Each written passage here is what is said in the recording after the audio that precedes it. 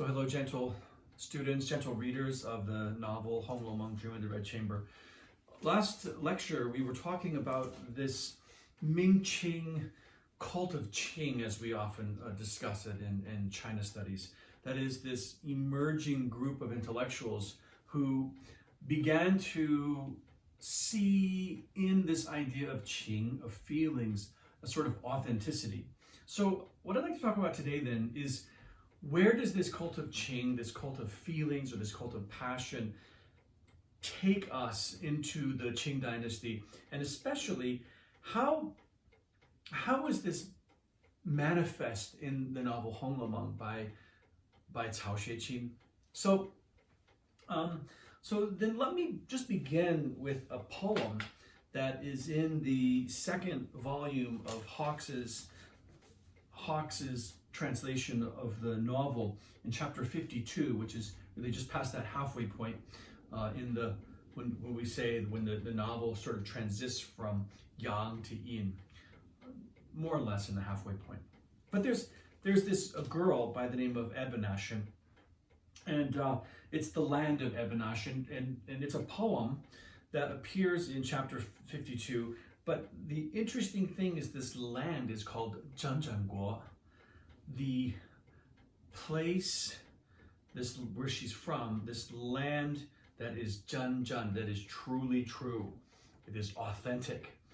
And interestingly, the cult of Qing will focus very much in the Ming Qing dynasties on this idea of Zhan, true, versus Jia, or false. And that is certainly a major theme in the novel Hongloumeng. We talk about polarity, we talk very much about true and false, but then this idea of Qing must be, and desire must be conjured also. So in this poem about this girl called Zhanzhanguo, the truly true state, Hawkes translates it in this way: last night I dreamt I dwelt in marble halls. Tonight beside the watery waste I sing. The island's cloud cap drifts above the sea, and mists about the mountain forest cling.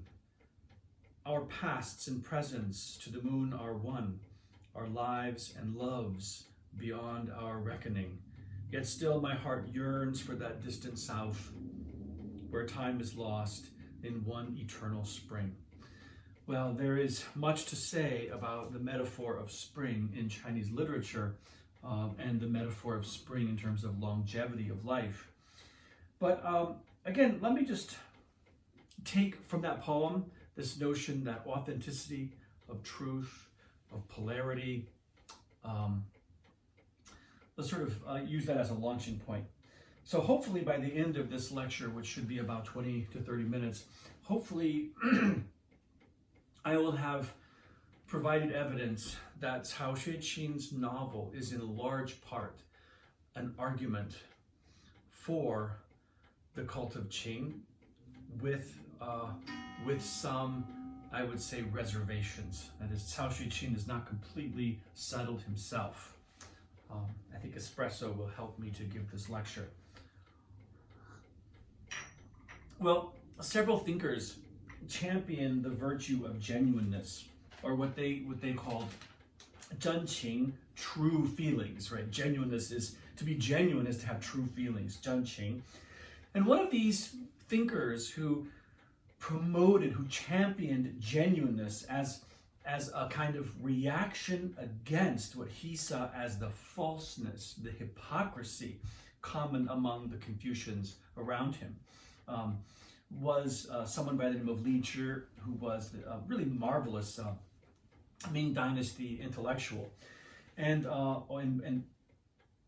by the way, Li Zhi, the same intellectual who will promote this idea of genuine authenticity, was someone who was familiar with the Roman Catholic Jesuit missionary Matteo Ricci, and who was very impressed with Ricci's intellectual savvy. But in any case, Li Zhi championed genuineness as a reaction against what he saw as the jia, the fake, the hypocrisy of the literati of his time. He wrote an essay called On the Childlike Mind. It's a Tongxin Shuo. The essay is about, sort of about his ideas of truth and falseness. And in this essay, Li Zhi suggested that those who could retain their childlike minds, their tongxin, their childlike minds, they were best equipped to combat the jia, the falseness, the hypocrisy, and be more authentic, to be more zhenqing, to be truly authentic, truly passionate. So here's Li Zhi, a famous Confucian, who's arguing that other Confucians are largely hypocrites, right? So drama, literature, poetry, the poetry that you see within the novel Hongloumeng, these things were believed to express, to manifest this zhenqing, this authenticity, this genuineness. So advocates of this cult of Qing, this cult of passion, held that they were the true literati. They were the true Confucians because they were genuine, whereas the others were false, right? We see Bao Yu constantly sort of ridiculing those literati who he thinks are just what he might call them career worms, people who are out for self-benefit, but they're not truly authentic. So, in fact, for these people in the cult of Qing, who were themselves very much trained in Confucianism, Qing, passion, was an ultimate virtue. So you have this other intellectual, Zhang Qing, who was Zhang Qi, who was an intellectual in the late Ming, who actually wrote this, quote, "Man by nature is rich in Qing, in passion. A man without Qing is not a human being, not to mention a supreme human being. Its presence and power can be felt everywhere, near and far." So it can be argued in a way that what Zhang Qi is saying is that without feelings, without passion, you're not even a human being. And that having passion makes you a supreme human being. You can even argue that the entire novel, Hongloumeng, in some way, it resonates with the ideas of Zhang Qi. It's a polemic in favor of the cult of Qing, right? He inherited these ideas of people such as Feng Menglong and Zhang Qi and Li Zhi. So Qing is thus a transcendent power, right? It's the ultimate quality in being a human being. Feelings make us true people. Now, in fact, Yuan Huang, who lived 1533 to 1606, he argued that they study so much that their minds are blocked. That would be, he argued that people who are Neo-Confucians, people who study the texts and use Confucianism as in the way Zhu Xi did, right, to say that our passions and our feelings are the cause of problems, right, that our true inborn nature is that which is before feelings. What Yuan Huang argues is that those people, those Neo-Confucians, the way they study, it blocks their minds, it blocks their hearts, right? Now this sounds very much, if you carefully read Jia Bao Yu in the novel, if you carefully read his commentary about scholars, you very much see Yuan Huang's sentiments being expressed. Well, these Ming-Qing scholars also suggested that Qing was essential to maintain social order. Right, well, so what I find very fascinating about this is that they're completely overturning, they're completely supplanting the Neo-Confucian notion that social order must be, can only be maintained by suppressing feelings, suppressing passion, right? All of those inborn things, like first off, from the cult of Qing's point of view, what is inborn is passion.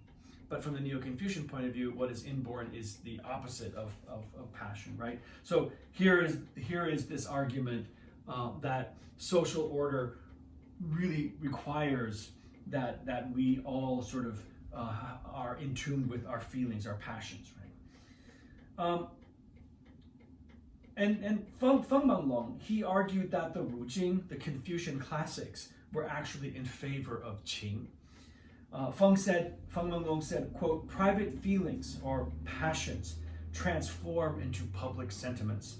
The way he wrote it is 四情化功, that is, what we ourselves feel, our own passions, 化功. We can translate it in a number of ways. 化 meaning to transform. It actually transforms the public realm. So in the cult of Qing, when we are in touch with our Zhenqing, our true, authentic selves, our feelings, our passions, then those feelings are manifest into the public realm and actually create, engender social order. Now, in NeoConfucianism, there is a priority of something that the NeoConfucians called li, of pattern, right? Of principle. They put the Neo-Confucians, the traditional Neo-Confucians, put li over Qing. That pattern is hierarchically more important than Qing, even criticizing Qing to a certain degree. For these sort of cult of Qing proponents, Qing was viewed as more natural and more authentic. Thus Qing is the true pattern of things, is the true li, the true principle of things. So part of this paradigm involves, and this is where I'll sort of veer away a little bit, because this is a very essential dimension of the cult of Qing in the Ming and Qing dynasties. And that is, part of this paradigm is that it involves romantic love as the domain or even the basis of proper behavior. So love between a man and a woman, if steeped in passion, if steeped in feeling, is really the bedrock of goodness. A scholar by the name of Meng Chengxun, who lived 1600 to 1655, he wrote plays wherein the protagonists valorized Qing, they valorized passion.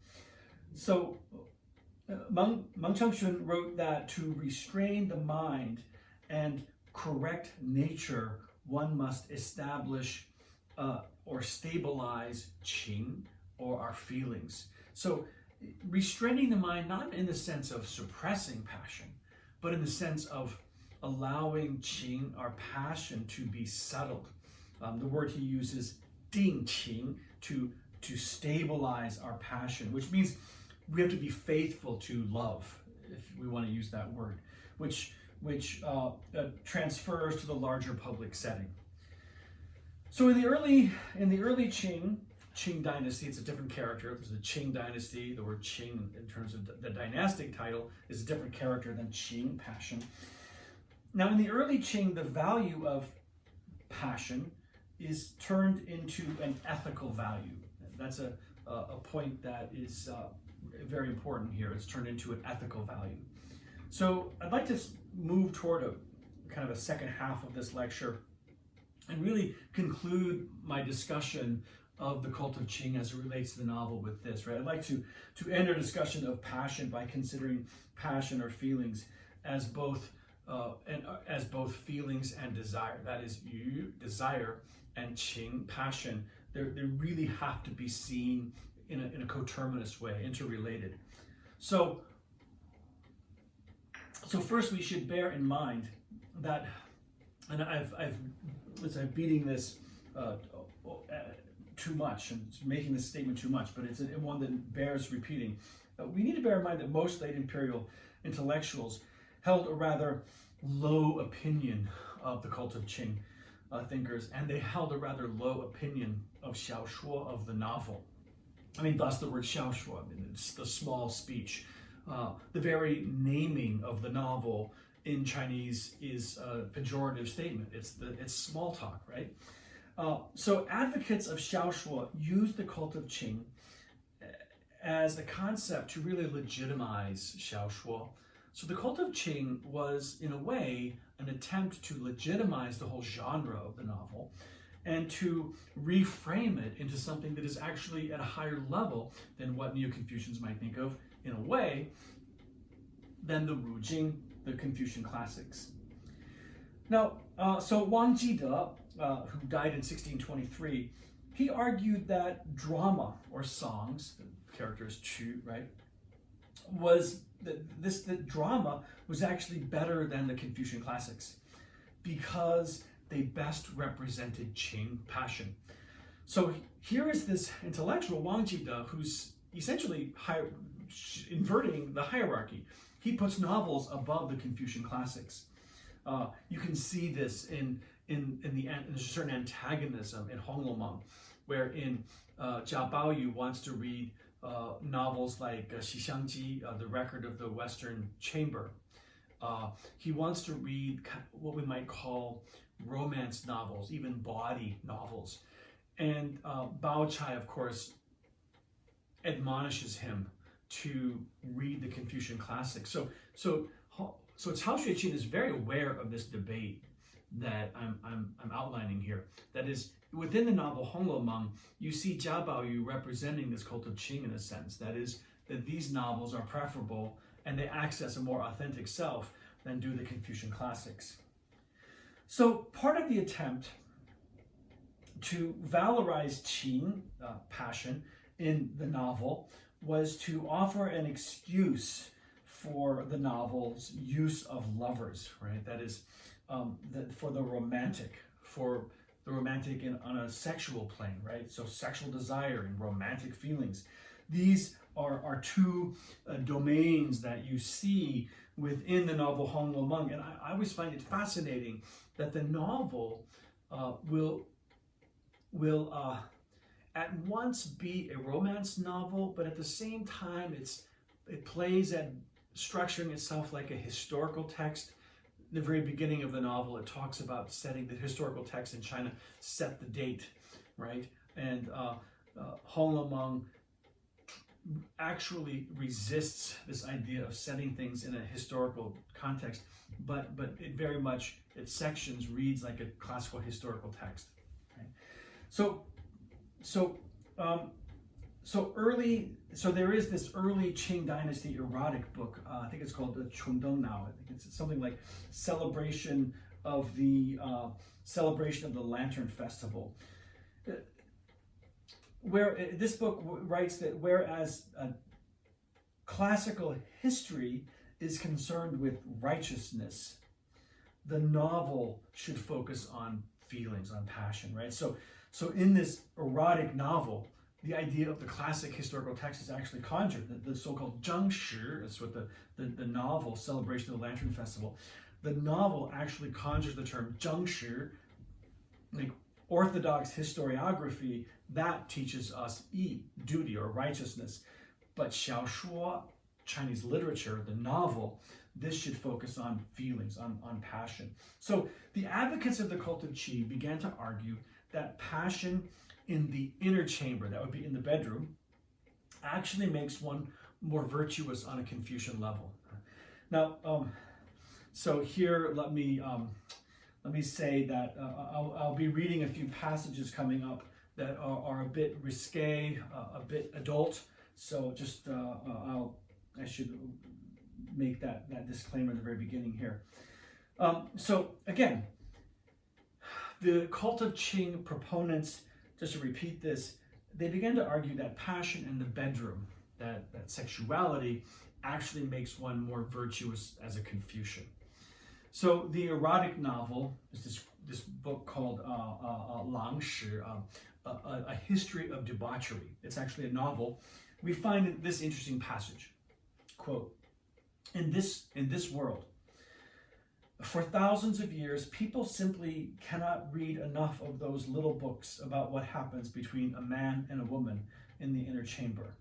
Why? This is because of passion, of Qing. The presence of Qing brings about union, while its absence results in separation. That's a key point.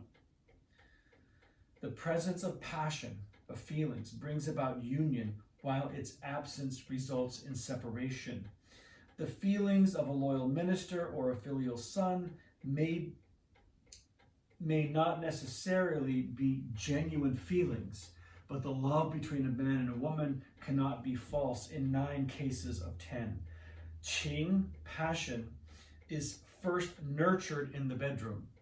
then it will expand and develop in a person to enable him to become a loyal minister as well as a filial son. So how do we process this, right? That is, when your life, according to Chinese literature of this time, especially Hongloumeng, when your life is so structured and ordered by rules and regulations, relationships resultingly relationships become perfunctory. There is no genuine sense of feelings, right? We become essentially anti-feeling. We have no feelings. We are mechanized, and there's no genuineness in our attachments, like a minister and a ruler. And here we see these Qing Dynasty intellectuals saying, well, goodness, when men and women get together in the inner chamber, there's something really happening here. And that is, there are feelings involved, 9 times out of 10. Now, like, once again, 9 times out of 10, they do allow for the possibility of a purely mechanical relationship in the inner chamber. So passion in the bedroom now makes us loyal ministers and filial children. This is a complete supplanting of the Neo-Confucian principle, ideals. Qing is the foundation of Confucian virtue. So the most important manifestation of Qing, feelings, passion, authenticity, is the passion between a man and a woman. It becomes not only a metaphor, but a real example of this, the significance of feelings and passion. I have an extra note here on my notes. The cult of Qing follows. The cult of Qing followers also they criticized Buddhism because of Buddhist moralism.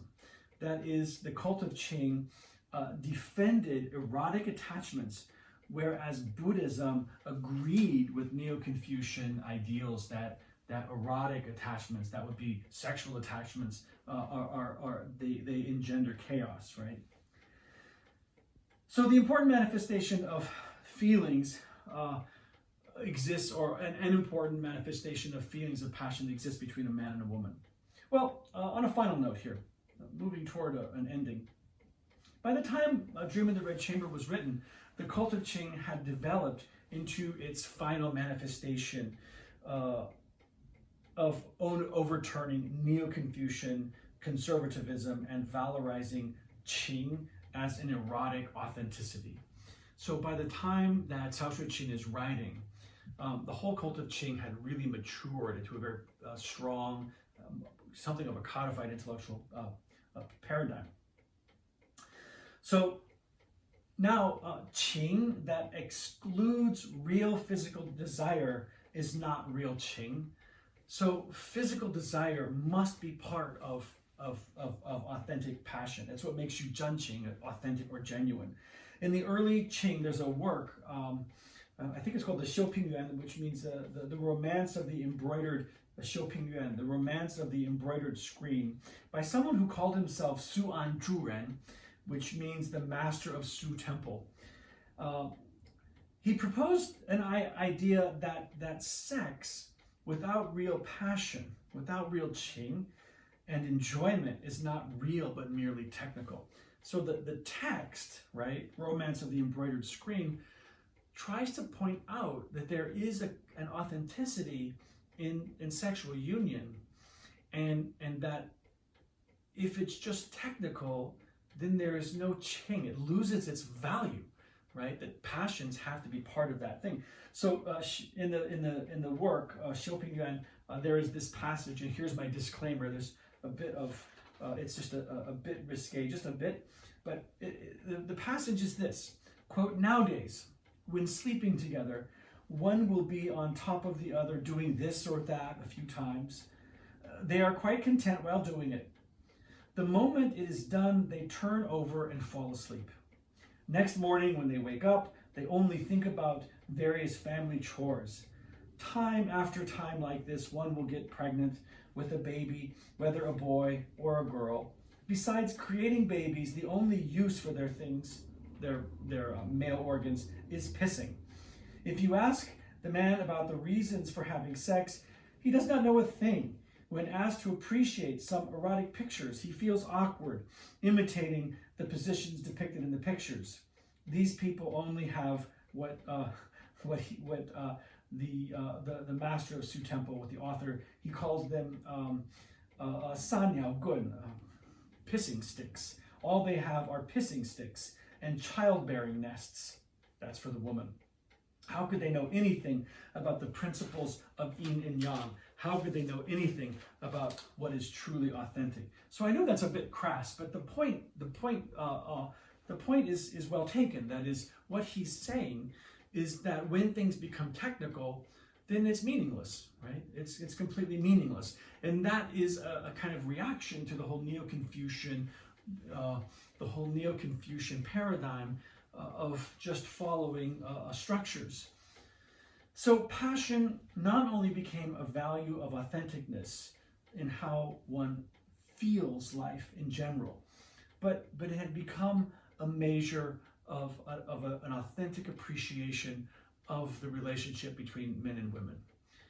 And I should note here too that the authors of the Cult of Qing works, they limit sexual pleasure. This is an important point. They limit sexual pleasure. After all, they're Confucians.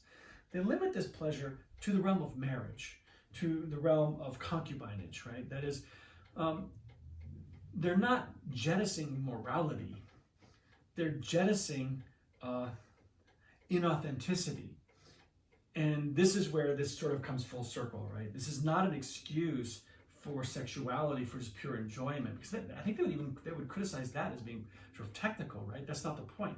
The point is that if you are married, then the culture in the inner chambers, in the bedroom, that needs to be something that is genuine, that is authentic. Well, most scholars, I believe, hold that Hongloumeng really represents the final culmination of the principles of the cult of Qing. In Cao Shui-qin's Hongloumeng, Bao Yu is very much representative of this cult's notion of zhenqing, of authenticity, of genuineness. Also, the most acute method of expressing Qing is poetry, right? Passion is expressed in the kind of expressive, almost emotive writings of a poem. And one notices that poetry figures centrally throughout the novel. My own suspicion, when we think about who wrote the last several chapters, it's 120 chapters, and Cao Shui-qin only wrote the first 80, some argue. My own suspicion, I'm really not certain what I think about that argument that the last chapter is written by someone else. But I do know this, that the chapters that everyone agrees were written by Cao Shui-qin, those chapters include more poetry. And my own suspicion then is that for some reason, the latter chapters become less poetic. They seem, in my mind, to almost retreat from this cult of Qing that you see in the first 80 chapters. Well, the novel contains both of Qing's implications, right? Both of the implications of feelings, of passion. One is romantic and the other is erotic. And those two domains of the erotic notion of passion and simply the romantic notion of passion, they're both crucial in the cult of Qing. So finally, just to conclude here, despite the cult of Qing's apparent appreciation for desire, yu, as an element of passion, we still find example after example in Cao Shui-qin's Hongloumeng where desire is the cause of unpleasant results. So at the end of the day, I think that Cao Shui-qin is not quite settled himself on the problem of desire. I think that he seems rather settled in terms of the notion of the authenticity of passion. But I'm not quite sure, in my own reading of the novel Cao Shui-qin and his novel Hongloumeng, I'm not quite certain that he's completely settled that desire is completely good. Well, with that, dear students, gentle students, I would like to offer you all 祝你身体健康. I wish you all the very best of health. And if you would like to know what will happen in the next lecture, please stay tuned until the next posting. And with that, I offer you Ganbei.